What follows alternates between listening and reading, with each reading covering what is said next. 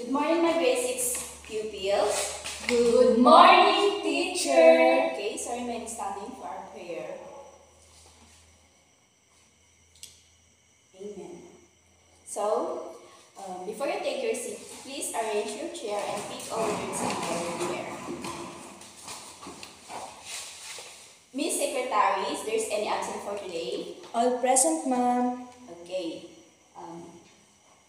Before we start our discussion, I have 3 rules that you need to follow. So the number 1 rule is listen carefully, because you're going to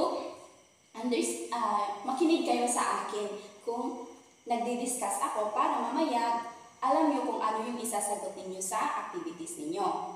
And then, pakinggan din ang mga sagot ng inyong mga kaklase. And then the second one is, if you want to say something or if you go to the comfort room, please raise your right hand. So where's your right hand? Oh, yes. And then the last rules is no bullying, because all I want is friendly kayong lahat dito, and then magkakapatid kayo dito. Understand, class? Yes, teacher. Okay. Last meeting we discussed about the history. So let's check if you still remember what we discussed last meeting. Let's have an activity which is explore to the beach. So class, have you ever been to the beach? Yes, teacher. Oh, so ano ang napapansin nyo doon sa beach? Yung mga napansin nyo, mga nakikita nyo doon sa beach? Teacher. Yes, ever? Beach has a waves. Yes, correct. And then? It is beautiful. Yeah, it's correct. Kapag marumi ang beach, we're going to what? We're going to pick all the dirts and then itapon natin sa tamang tapunan. So, based on your answer, what are the animals that live in the sea? Teacher. Yes? Whales. Oh, what else? Teacher. Yes? Dolphins. Very good. And we have the polar bears and others. So, may nakita na ba kayong animals na dun sa nabanggit nyo? Yes, teacher. Oh. So, and how about animals that live in estuary? Anyone? Yes, many animals live in estuary, including fish, yes, the birds and shellfish and reptiles. Very good. All your answers are correct. So, why they need to live in that place which is the estuary? Oh, yes. Ever? Those animals need to live in Estuaries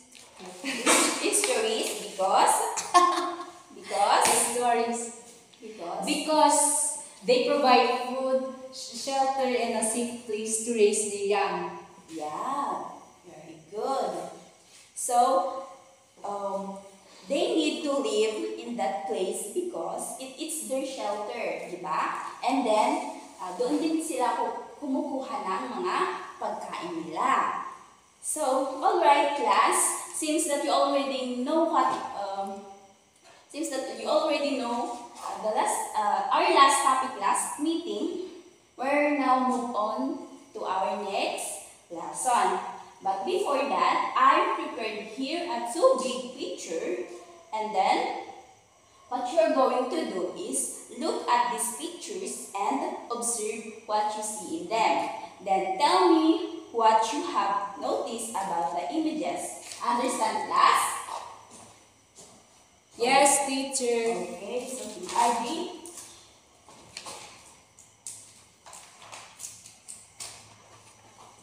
Here.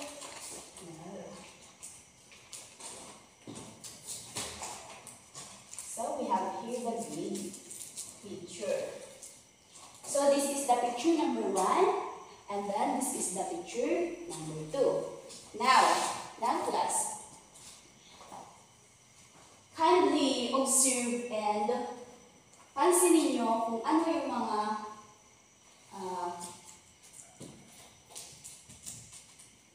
napansin niyo based dito sa dalawang picture. Teacher, Yes, Ever? the picture number 1 shows that have a high level of water and it is waving also. Oh, yes, very good. Why did you see that it's a high level of water? Because it has waves. Ah, very good. Tama yung sagot mo.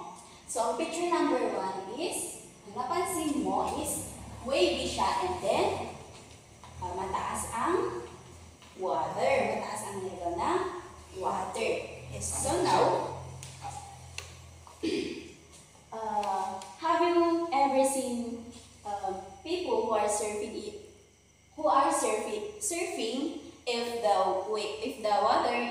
if the sea is having a wavy? Yes, teacher. So, ano ang posibleng ginagawa nila pag nagsisurf sila? Yes, very good. Marami silang mga ano tawag doon?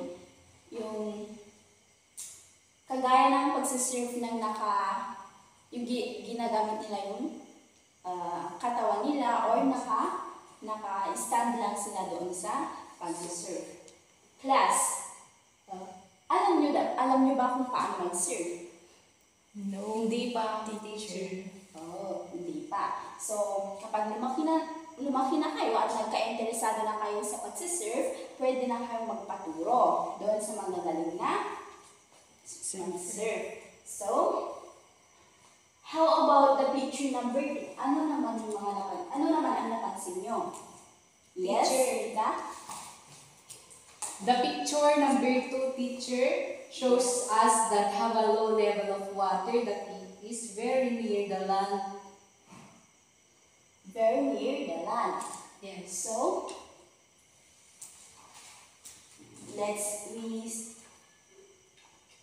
tignan nga natin. Okay, tama. So, ito yung water na sinabi mo and then, malapit yung water sa land. So, now, based on your observation and answers, let's assort those pictures that I have here and paste it where you know where they belong based on that big pictures that you observed quite a while ago, which is the higher level of water and then lower level of water. Now, I need first one volunteer to come in front and then kukuha siya ng isang pictures and susuriin niya ito and after that, titignan niya kung saan lugar ito nararapat. Understand? Yes. Yes, teacher. Okay? Who wants to come in front? Okay, Ever?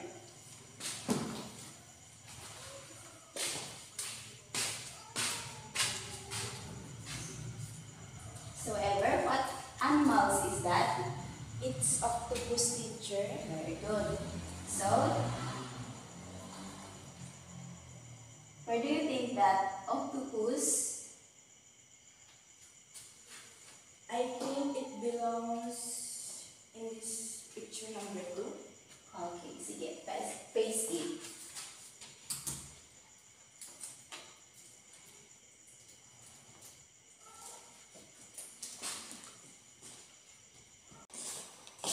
So, sino ba gusto mag-paste? Me, teacher. Okay, Rita.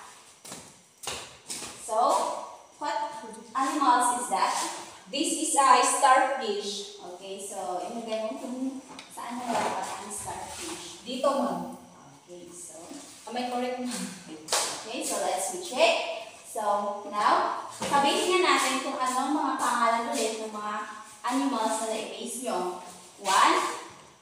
Dinosaurs. And then the second, Periwinkles. Okay. Then the third is small fish.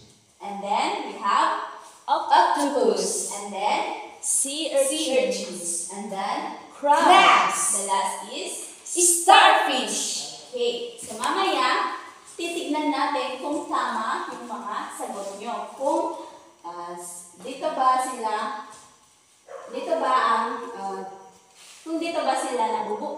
nabubuhay at saka dito sa higher level of the water.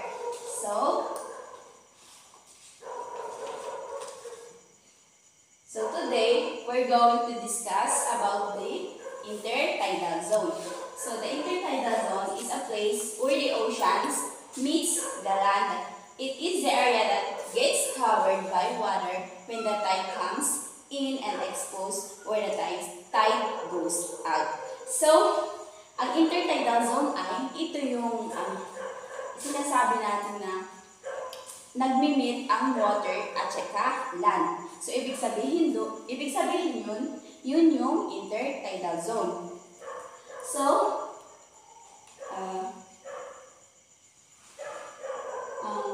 here's the examples of intertidal zone. Nakikita niyo ba, class? Yes, teacher. So, ganito siya. And then, the intertidal zone is meron siyang two kinds, which is the high tides and then lower tides. So class, ano ang na-observe niyo muna dito sa picture na naipakita ko? Teacher, it's a beach where the land meets the ocean. Where the land meets the... Okay, yes, that's right. And then, the intertidal zone happens because of the rise and falls of ocean water. It's called tides. And then, the tides are caused by the moon and the sun's gravity pulling on the earth oceans. The place between these high tides have low tide. When the water level is lower, this causes the land and water to meet in the intertidal zone, which changes as the tide goes up and down. So, kanina nasabi ko na merong two kinds of intertidal zone. So, iyon yung high tide and then lower tide. So, kanina sasagot nyo na lower level of water, ito yung sinasabi natin na high tide. And then dito sa lower level of water, yun naman yung sinasabi natin na low tide. So, ang tides na ito ay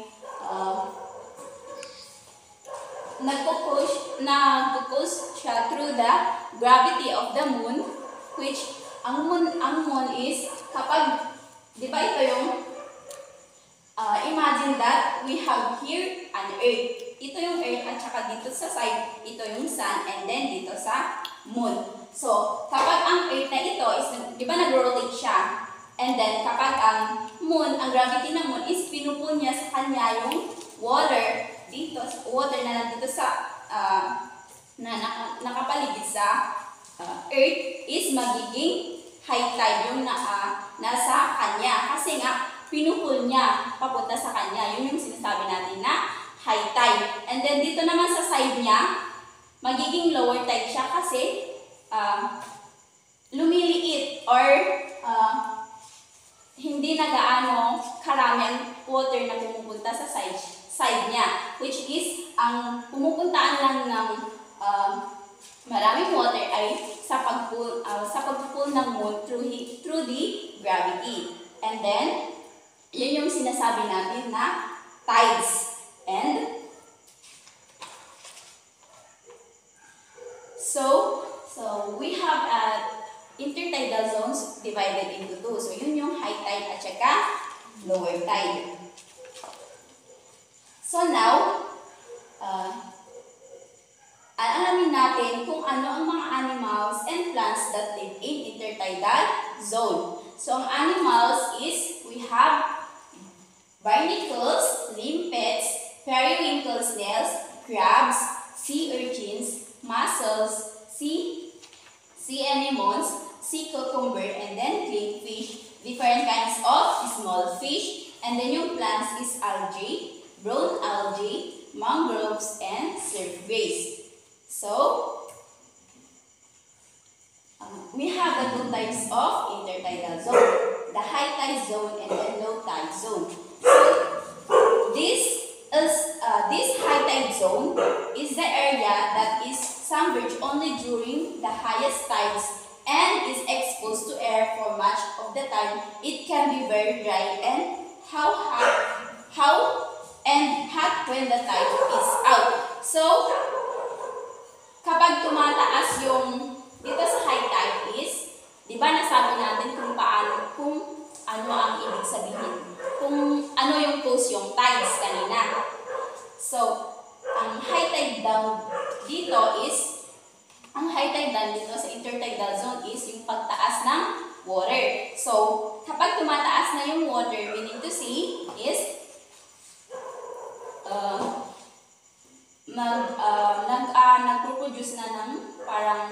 nagpo-produce na siya ng hangin or yung pag-wave ng water. Sabi nyo kanina, nag-wave yung may wave yung picture number 1. So, yan yung examples ng high tide na pag tumataas na ng level of water and then nag-wave na siya and then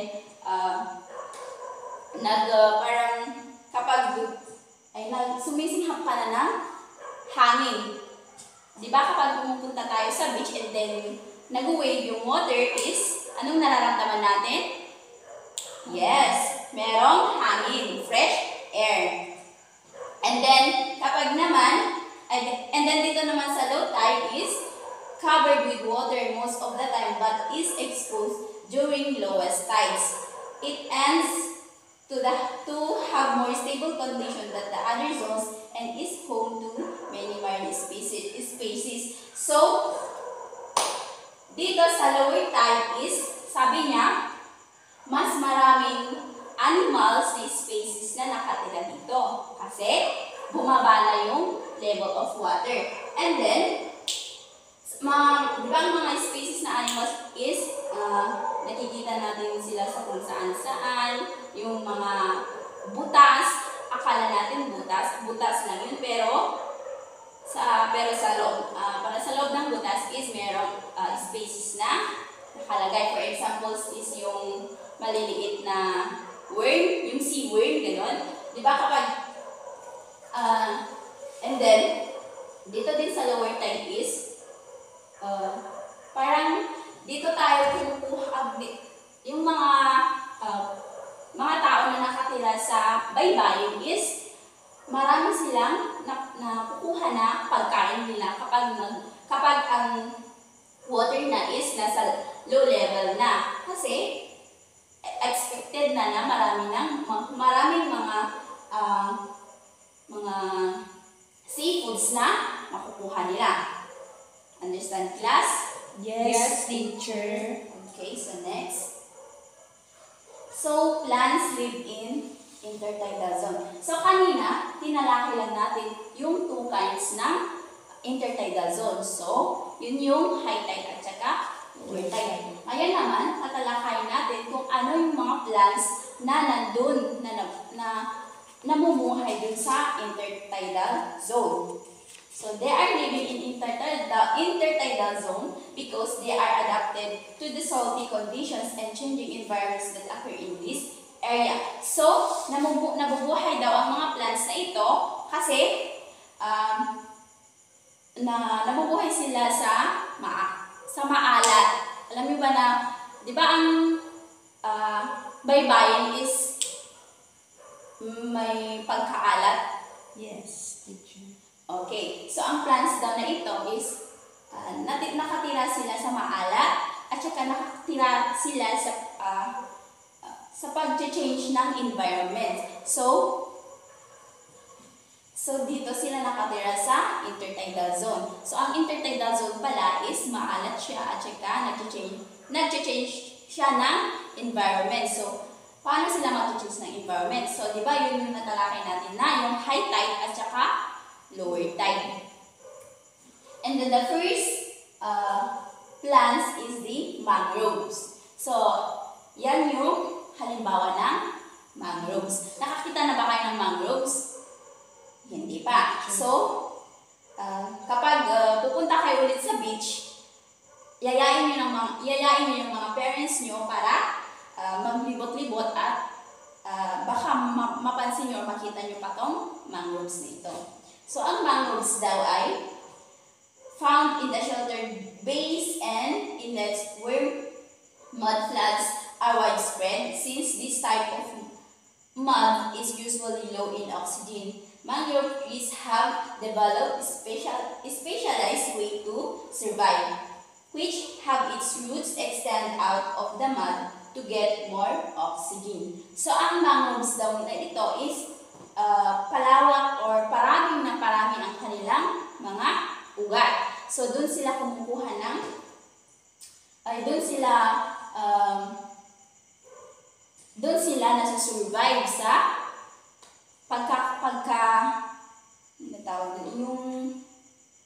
pagkakarami ng kanilang ugat. So, kapag ang mangroves na parami na ng parami ang kanyang ugat, meaning to say, buhay na buhay pa ito.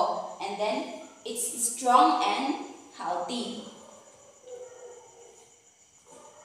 And then, salty marshes. Ang salty marshes ay ito sila para silang maliliit na grass. And salt marshes can be found along coast on all continents have experienced. They are incredibly productive areas and provide food and protection for wider range of species, including invertebrates, fish, and birds. They also help to filter pollutants from the water. So, itong salt marshes daw ay hindi lang siya nabubuhay, kundi nagbibigay pa ito ng tulong sa mga species, sa mga maliliit na animals, kasi ito ay isang kanilang bahay. And siya ang sumusuporta sa mga species na nakatira doon. Parang ito na yung permanent na bahay nila. And then hindi lang small species ang nakatira dito, which is pati rin yung mga birds. So next plant, we have algae. So ito ang sinasabi natin algae. Algae itong mga green na nakadikit sa stone. And then, ang algae plants grow in the abundant sunlight and support an entire food chains of animals. Constant wave action supplies the tide pool with nutrients and oxygen. Food is abundant. So, kapag pala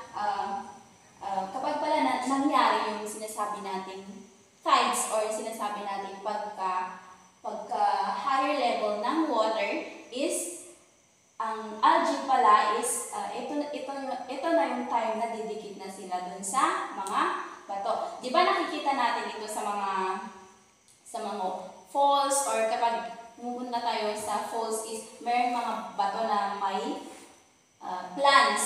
So yun yung mga algae. And isa din siyang nagsusupport ng food chains ng mga animals na nakatira doon. And the last one is the surf grass. Ang surf grass na ito ay nakatira sila sa malalim na sa kalaliman ng sea. So surf grasses survive in the intertidal zone, especially in sites sheltered from wave action or where there is an entrapment of water at low tide. So example is platform and tide pools protecting the sea grasses from exposure to heat drying at low tide. So ang surf grass daw ito ay nag-wave siya kapag nag-wave siya doon sa ilalim ng water. And then, isa din siyang nagsusupport or nagproprotekta sa mga animals na nandoon sa loob ng water. So, now, tatalakayin naman natin ang mga animals that live in intertidal zone. So, first animals is, we have the barnacles. So, ito yung halimbawa ng barnacles. And the next is, we have periwinkles. And then, third animals or third species is the limpets. And then we have a crabs, we have a mussels, and then sea urchins, sea cucumber. So itong sea cucumber is marami siyang kind, marami siyang style, hindi lang iisa. Pero ang nilagay ko lang is isa. And the sea urchins. And then, octopus. And then we have a clingfish. So, itong clingfish is hindi lang din siya isang style. Marami din different styles of clingfish. Pero ang general na term dito is small fish. So, ayan. Ito yung isang klase ng clingfish. Okay. So, ang mga animals na iyon ay nakatira sila sa intertidal zone because they are comfortable in that intertidal zone. And ito yung bahay nila, and then doon din sila kumakain at kumukuha ng mga pagkain nila. So, now class, how can we protect and conserve our intertidal zone? Yes? Okay, correct. To protect our intertidal zone is avoid pollution, use eco-friendly products, and then educate others. When we say educate others is, for example, kapag pumunta na kayo dun sa beach is, sabihin natin sa mga kapwa natin na dapat hindi sila magtapon ng mga basura doon, and then hindi dapat sila nag-uuwi ng mga animals na nakatira doon. Kasi kapag inuuwi nila ito, anong mangyayari? Diba? Namamatay din. Oh, yes, tama. Kaya kapag may nakita kayong nag-uwi ng mga animals is ibabawal nyo kasi hindi nila tirahan ang cities kung saan tayo nakatira. And then we also sasabihin din natin na we are going to protect our environment, hindi lang environment, which is the whole intertidal zone na kung saan maraming mga nakatira doon, lalo-lalo na yung mga may buhay. So ito yung mga animals and yung mga plants doon. So para maprotektahan natin ang intertidal zone is dapat ipa-follow din natin yung mga rules and regulation na kailangan nating gawin. And then, don't disturb the wildlife. Huwag tayong gagawa ng ikaka-disturb ng mga wildlife animals. And then, reduce pollution. How are we going to reduce pollution? We're not going to burn trees or huwag tayong gagawa ng ikakasira ng ating environment, especially doon sa intertidal zone. And then, respect also the nature, di ba? We're not going to cut all those things or all those living things na nakikita natin doon sa intertidal zone. Basta kapag nandun na kayo sa mismong intertidal zone or nandun na kayo sa beach, is ang gagawin nyo lang is mamasyal lang and then mag-observe lang, and then huwag nyong gagalawin kung ano yung mga nakikita nyo doon. And then also one is avoid overfishing. So, as ang mga bata, sa sasabihin natin sa ating mga parents na huwag nilang masyadong, huwag silang masyadong kukuha ng mga fish. Dapat, kapag kukuha sila ngayon, dapat kabukasan hindi. Ganun. And then, learn and teach others. Of course, kung ano yung natutunan mo or kung ano yung mga tamang gawin na ginawa mo is you're going to ipapasa mo din sa iba, sasabihin mo din sa iba na dapat ganito, dapat huwag tayo magkalat, ganun. Kasi nakakasira ito sa ating mga sa ating kapaligiran. So, yun. And then, support, conserve, effort. So, the last we're going to support and conserve. Ang gagawin natin and kailangan natin i-follow on how we're going to protect and conserve our intertidal zone. So, now, class, we're going to have an activity for today. So, ito yung hunting animals. So, do you know how to hunt? Naglaro ba kayo ng huntingan? Yes, teacher. So, my direction is, imagine that we are in the sea and we're going to separate those animals that does not belong to the group. Understand, class? Yes, teacher. Okay? So, may prepare ako na materials and then now you're going to do what I said a while ago.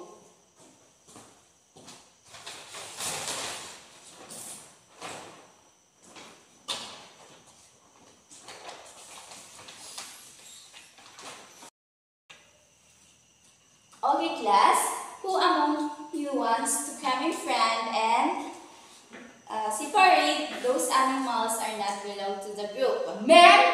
Yes, Rita?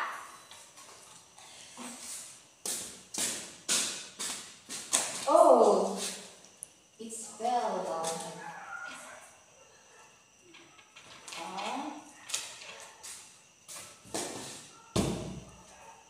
Sino pa? Teacher. Okay, Ever?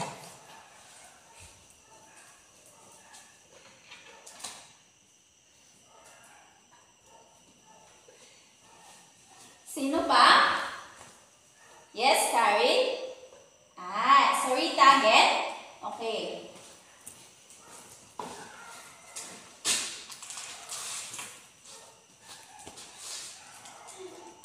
And then, meron pa ba? We also have Ever.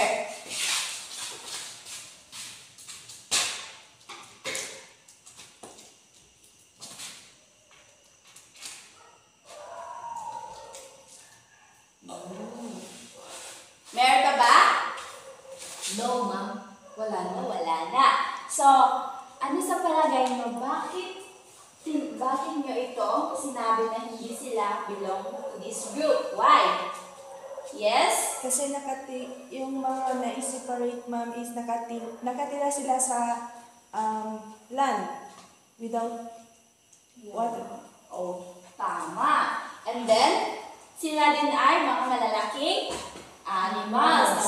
Once na pumunta na sila dito, pwede nilang apakan o pwede nilang maapakan yung mga maliliit na animals, species animals, and then ano mangyayari? Namamatay? Sila. Okay. Sagot ang mga ginawa nyo is tama. So now, do you want group activity? Do you want more activity? Yes, ma'am. Okay. So, I will divide you into 3 groups. Okay, class. Do you want more activity? Yes, teacher. Okay. So now, magkakaroon tayo ng group activity. So, I will divide you into 3 groups. So, ang first group is this row 1 and row 2. Second group is this row 3 and row 4. And then the last group is this row 5 and row 6. So, ang gagawin ng group 1 is, meron akong ibibigay na pictures that represents a intertidal zone and you're going to color it in beautiful and right way. So, understand group 1? Yes, teacher. So, ang group 2 naman is you're going to draw 3 to 5 animals that live in intertidal zone. Understand group 2? Yes, teacher. Okay, the last group is gagawa kayo ng poster on how to protect and conserve our intertidal zone. Naintindihan po ba? Yes, teacher. Okay, so but before that, we have a rubrics that you need to follow. Our rubrics is meron tayong creativity. So, creativity is nasa sa inyo na kung paano nyo ito lagyan ng creativity ninyo. And then, the second is technical skills or kung paano nyo i-apply yung mga skills na meron kayo sa paggagawa ng inyong mga activity. And the last is composition, which is titignan ko kung well-organized or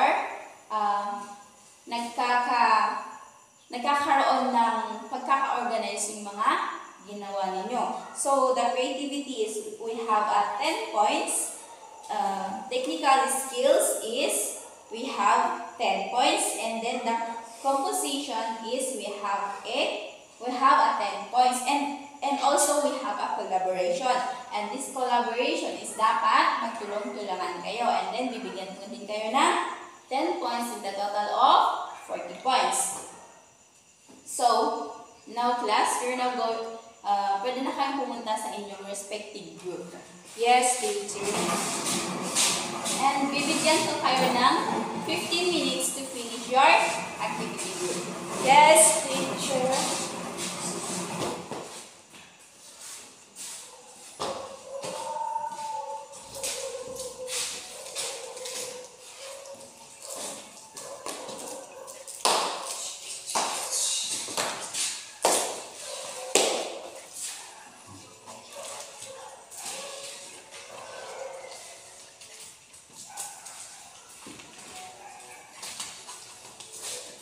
Okay, class, are you done?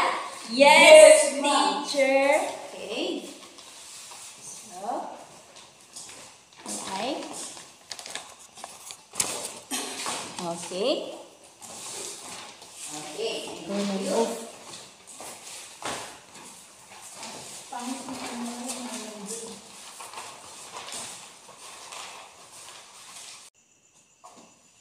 Okay. Class, is the intertidal zone important in our daily lives? Yes, teacher. Yes, tama. Because it protects our land and it also food source like many people collect seafoods like clams, mussels, seaweeds from the area. Yes, tama yung sagot nyo. And then, why do we need to learn about the intertidal zone? Anyone? Ma'am, Yes? Rita? we need to learn about the intertidal zone because it is important wherein it helps us to understand the special part of the environment where the ocean meets the lands. Okay.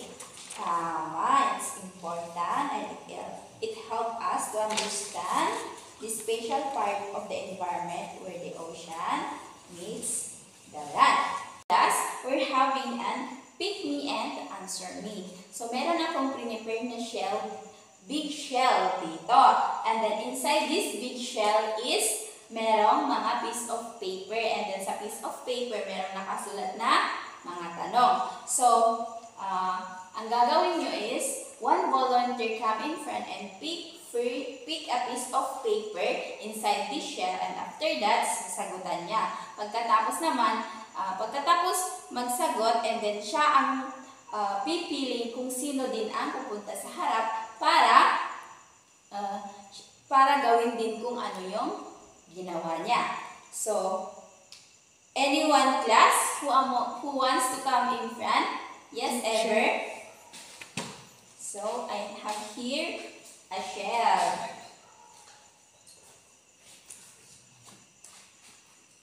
So, ever, what question is that? How will you protect and conserve our environment or intertidal zone? Okay, so, paano mo poprotektahan or how are you going to conserve our intertidal zone? Okay, we should avoid pollution, Yes. use eco-friendly products, educate others, protect coral reefs, and follow local rules. Very good. So, ngayon naman, ikaw ang pipili kung sino gusto mong pupunta sa harap para kukuha ng question dito. Rita.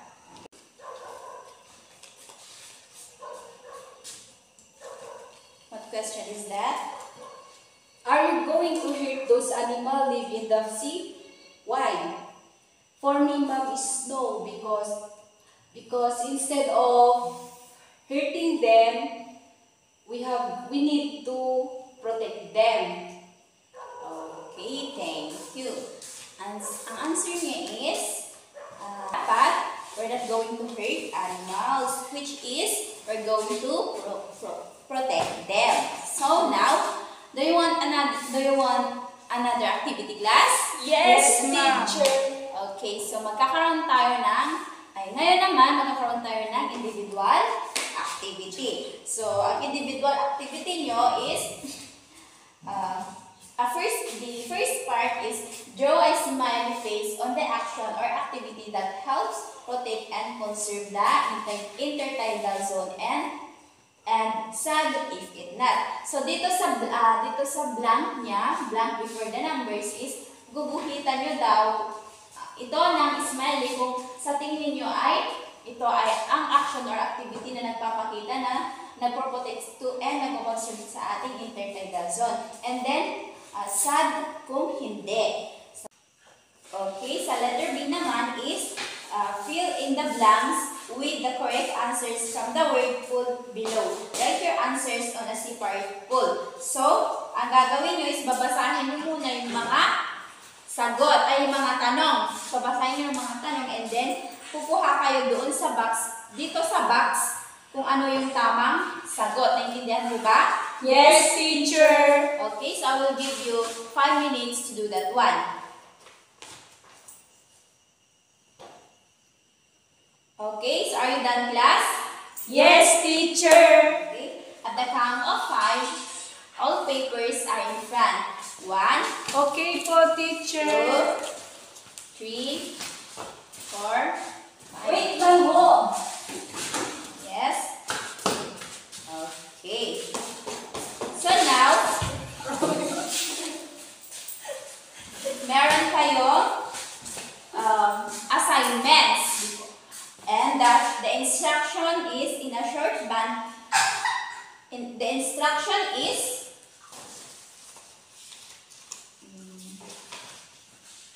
in a short band paper, draw an intertidal zone or label the high and low of intertidal zone. So, di ba na-present naman kanina kung ano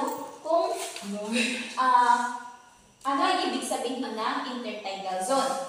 And then, ang gagawin nyo is, ile-level nyo yung lands at saka water kung paano sila mag-mix. Understand, class? Yes po, teacher. Okay, so now, please stand. Goodbye, class. Goodbye, teacher.